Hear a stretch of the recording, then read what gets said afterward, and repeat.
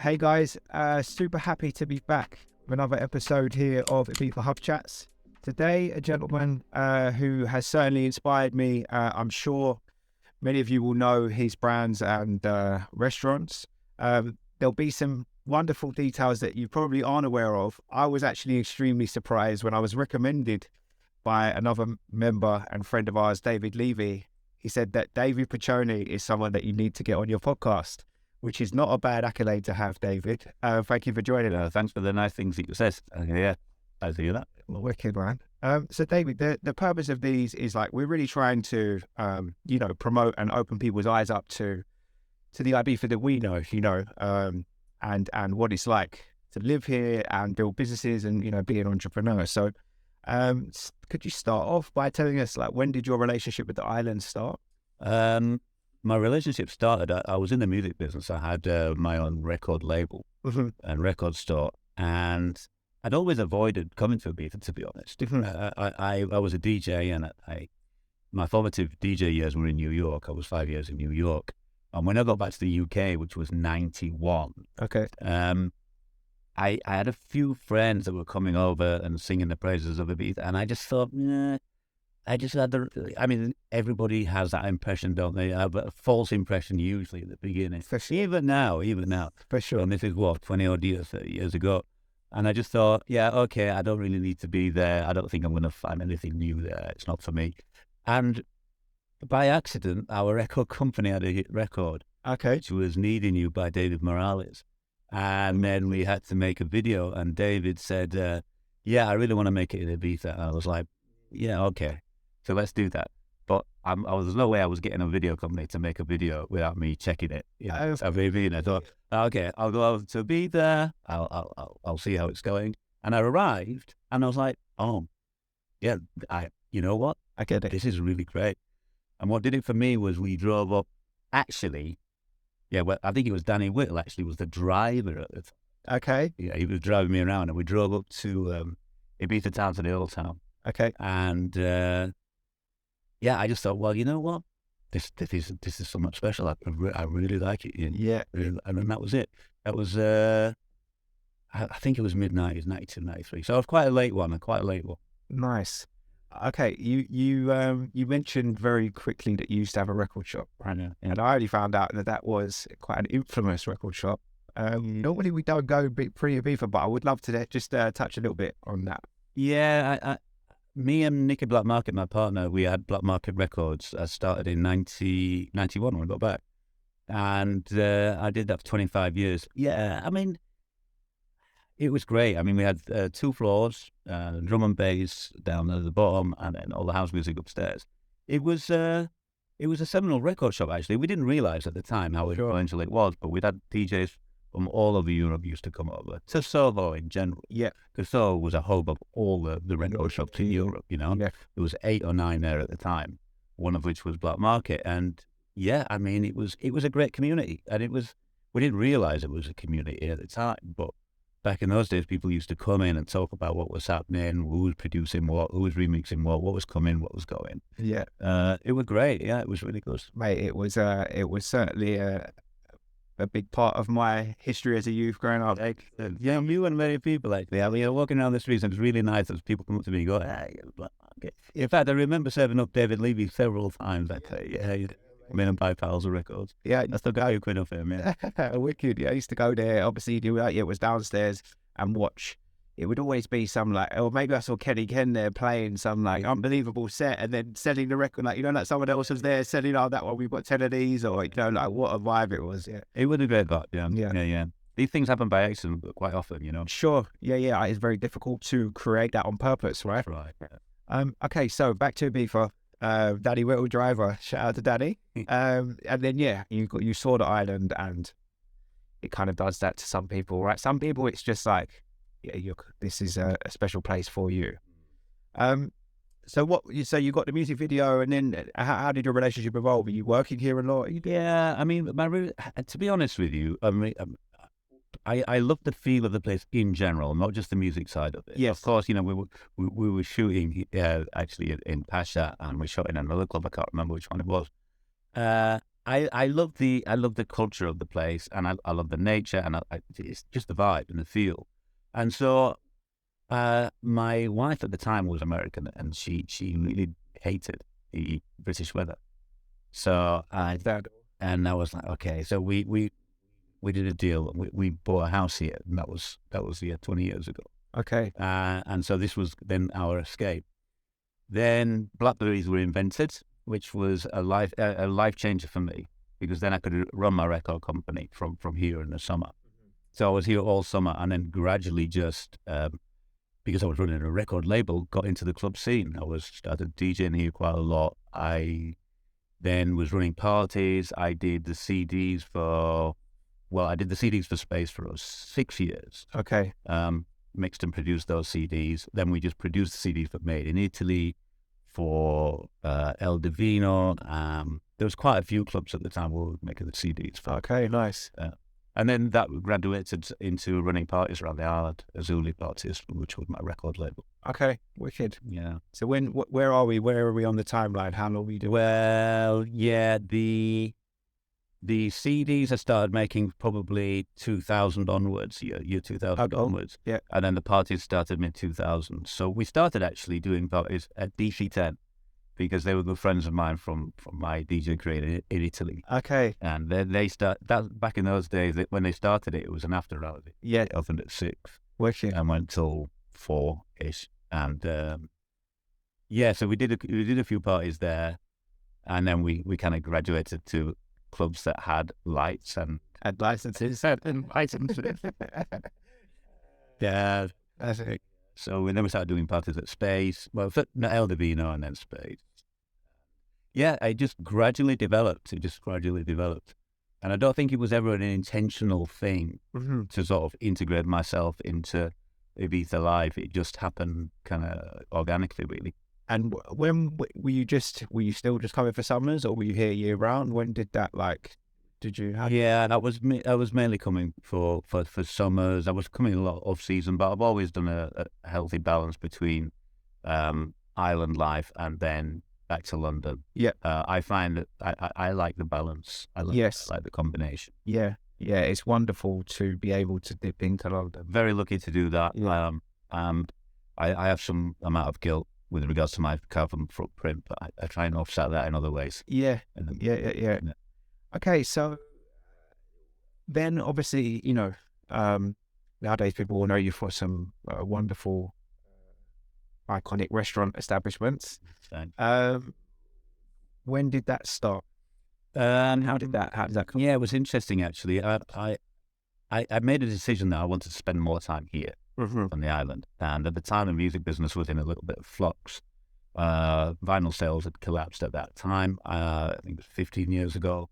File sharing was the big one. My record company relied on selling singles mainly to DJs. Okay. And then compilation albums. And yeah, once file sharing started illegally, it was it pulled the rug from everybody. Yeah.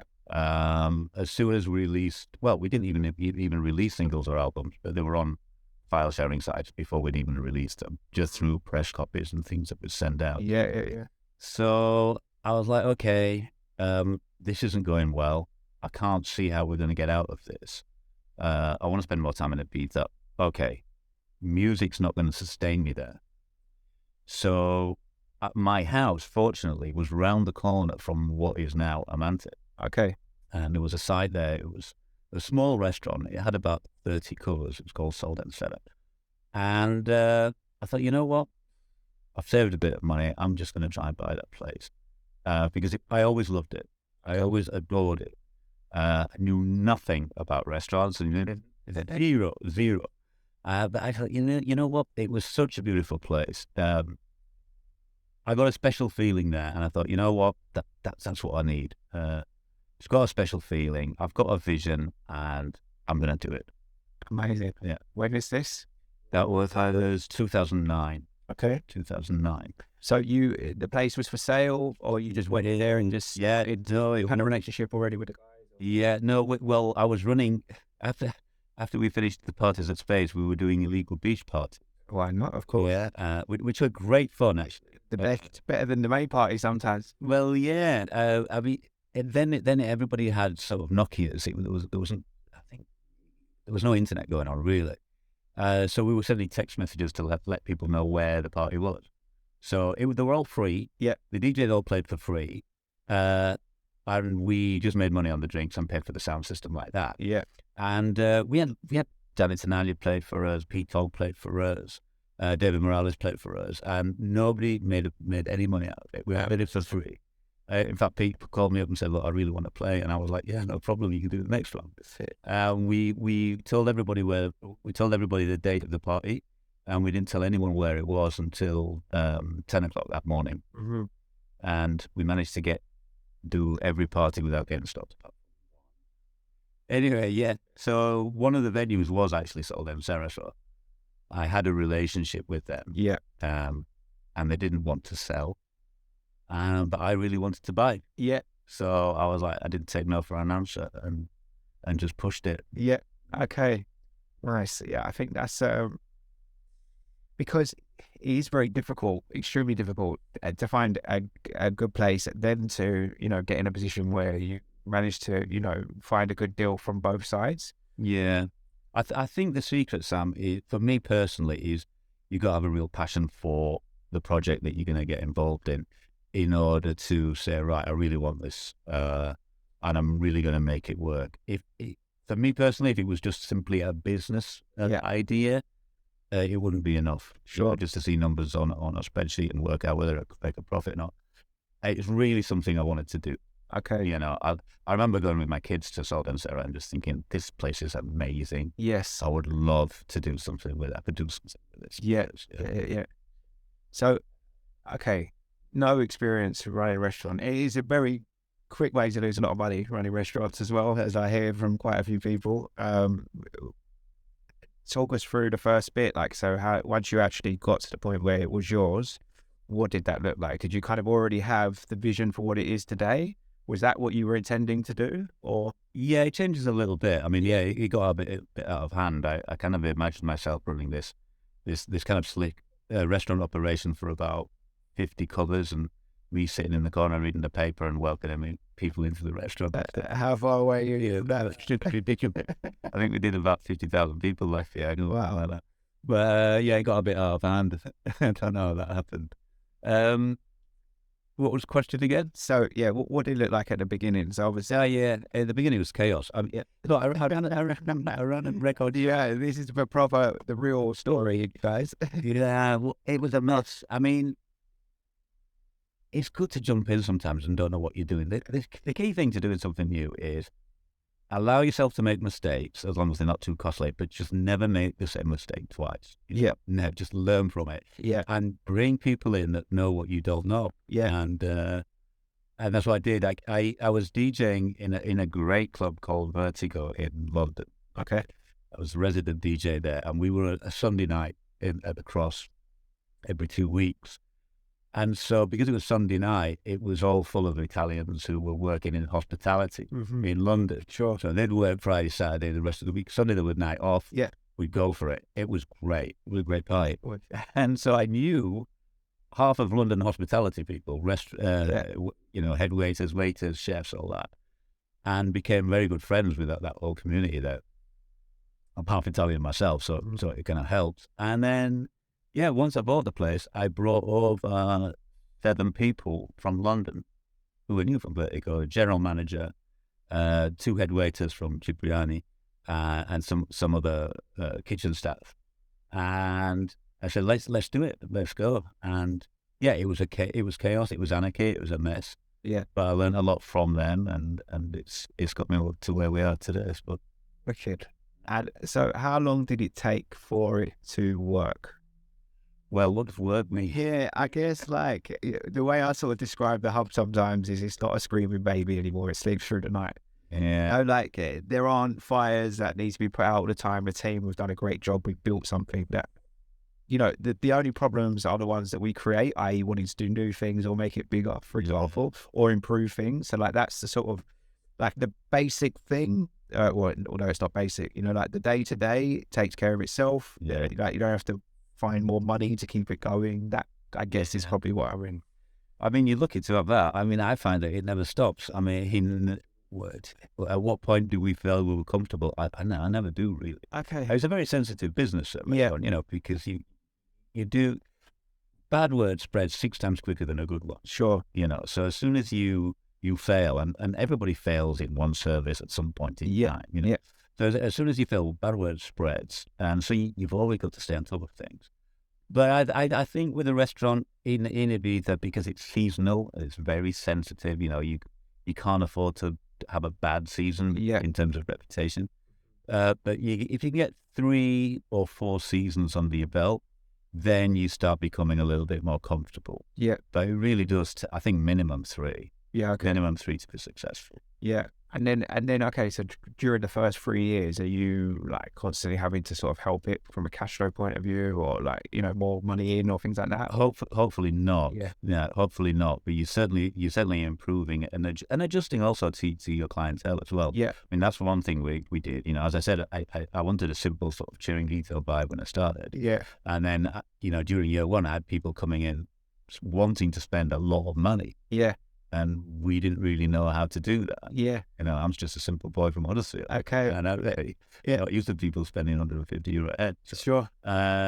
So we had to adjust. Yeah. So you're always playing and adjusting. Yeah. I mean, you're sticking to what you want to do as well, but you're finding a balance between what people want, and you're always playing with the product. Yeah. You know? Okay. And also keeping ahead of it as well. Yeah. Sure. Improving all the time, because you can't stand still.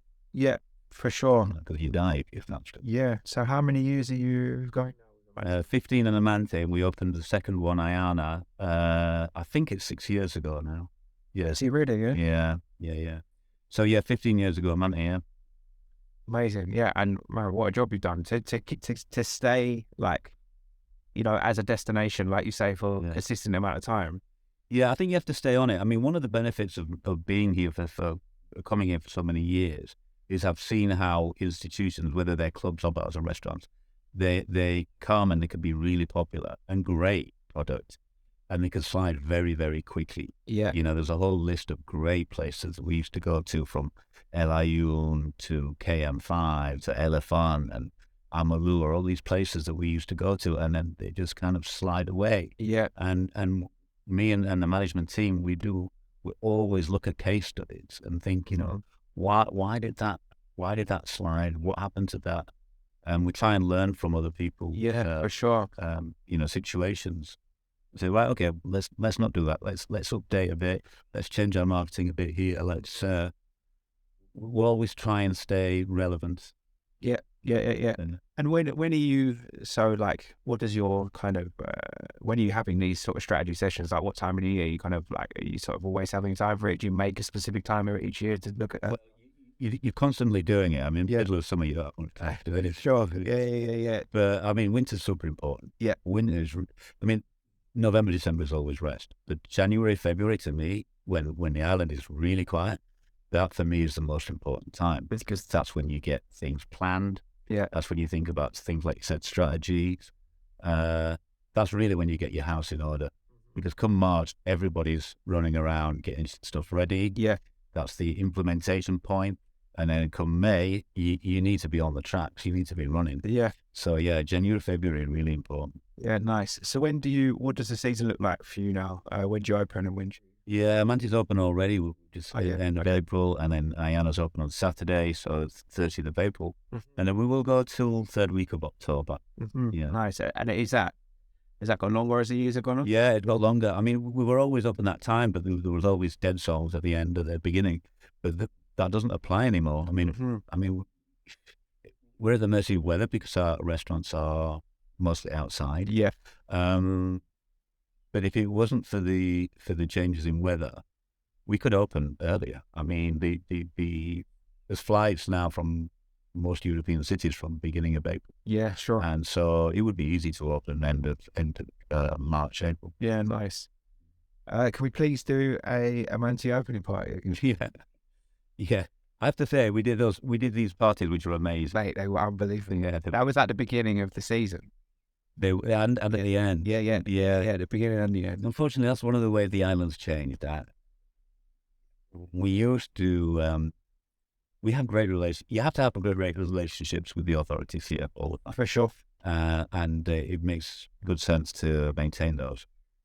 The authorities themselves have found themselves restrained somewhat in being a little bit more relaxed about such things for whatever reason, and it's more difficult to do them now. Yeah. But we had parties. We had between 1,500 to 2,000 people come. I was there every time I could be. Yeah, and again, they were labours of love, and they're always the ones that come out best. Yeah. We didn't make any money on those parties. Yeah. People played for free again. Okay. All the money we made on the bar we spent on production. On production, I was going to say, I was thinking that, because it was basically a pop-up festival style production. Yeah. I had to shout out to Simeon and the guys at the shop because they did an amazing job. And also, just like the DJs, we'd go to the shop and say, look, we want to put loads of money into this, and nothing's coming back. And they would say, okay, well, we'll give you what you pay for. But we'll put extra stuff on top because we want it to be great as well. Wicked. So, and everybody contributed, and that's when you get a great vibe. Sure. When everyone's doing it just because they want it to be great. Yeah. Sick. When was the last one? I think it was about 6 years ago now. Yeah. Well, it actually was so popular. Yeah, proper roadblock. Yeah, too much. Yeah. And it's a very sensitive. Amanti is a very sensitive area. It's highly protected. Yeah. It's a fragile cliff. So, seeing he gets his bass pins on there, and you get 2,000 people jumping up now. Yeah. I don't think it makes it for right reasons. Yeah. Wicked. So, Iana, like Calanova, a kind of a place that's shot up, really. Yeah. What was the kind of motivation for you to? We had our eye on that site for a while, because I love Calanova. Yeah. Because it's got a rustic feel, right? Yeah. It's just kind of old Ibiza feel. Yeah. A lot of beaches have changed, and I think it's because you get the surf there. It's one of the two. I think there's only two places you can surf sometimes in Ibiza. The beach felt great. The building was great, but it was really not a nice place to eat before. Okay. The ambience was all off. Right. And again, it was something that I saw and I thought, this could be really, really good, but it's not. And I like those situations. Yeah, for sure. Yeah. So we did it, and we decided to make it a very health conscious restaurant on the beach, because you don't find too many conscious eating places next to the sea. Yeah, sure. So that's what we did. Almost half of our menu is vegan and vegetarian. Okay. We are super conscious with regards to sustainability. Mm-hmm. So we've worked very hard on that, and we've had plaudits from the Conseil for that. So yes, that's the whole philosophy behind that restaurant, and it's going really, really well.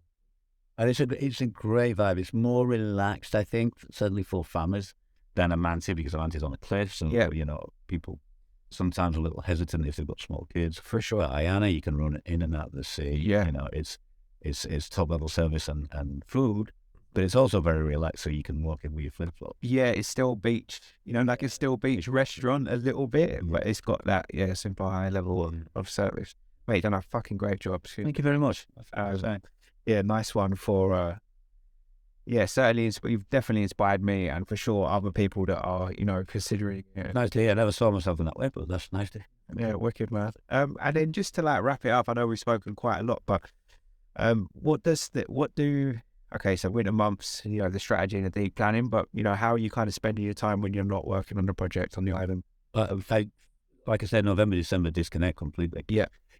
I think anyone that comes to the Ibiza and works in the seasonal business, with regards to, as opposed to being online, is you have to have the right mentality where everything's like a concertina in, your whole work life is. And people don't really get that. A lot of people fail in Ibiza. Yeah. They don't realize that come April, you've got to work twice as much as you would normally do in another place. Yeah. And then at the end of the season, you can completely switch off. Yeah. So November, December, I switch off completely. Yeah. And I feel like I'm retired. Yeah. Okay. Yeah. Fine. Which is great. Yeah. Then I work 6-7 days a week during the summer. Yeah. And that's fine. Yeah. But I think you have to do that if you work in the business. You have to be prepared to do that. Yeah. So yeah, November, December, I completely blank out. Nice. I travel, or I go to the UK, go to my football. I try to avoid, and then come January, back into business. Back into business, and then it's mainly planning. It's mainly theoretical stuff. Yeah. Come March, you start getting your hands dirty. Yeah. Wicked. David, thank you so much for joining us, man. Well, it's a pleasure. Thank you for having me. Wonderful. Peace.